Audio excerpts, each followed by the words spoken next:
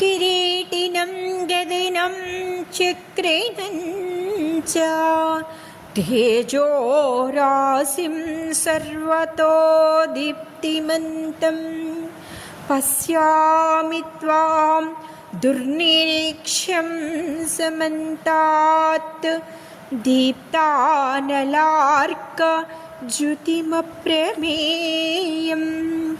ధర్మం ఎక్కడ ఉంటే భగవంతుడు అక్కడ ఉంటారు. ధర్మము శాశ్వతమైనది. అది ఏ కాలమందును నశింపదు. దేశకాల పరిస్థితులచే లోకమున దాని ప్రచారం ఎప్పుడైనా తగ్గినా భగవంతుడు అవతరించి దాన్ని కాపాడుచుండును. భీష్ముడు ధర్మాన్ని పట్టుకుని నడిచాడు.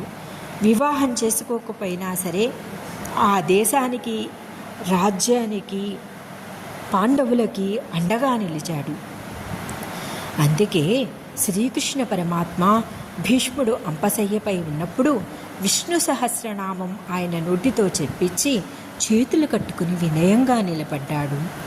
ధర్మం ఎక్కడైతే ఉందో అక్కడ స్వామి వినయంగా ఉంటాడు. కుచేలుడికి కూడా పాదాలు కడిగి ఆ నీళ్లు పైన చల్లుకున్నాడు. ధర్మాన్ని రక్షించే మహానుభావుడే మన శ్రీకృష్ణ పరమాత్మ.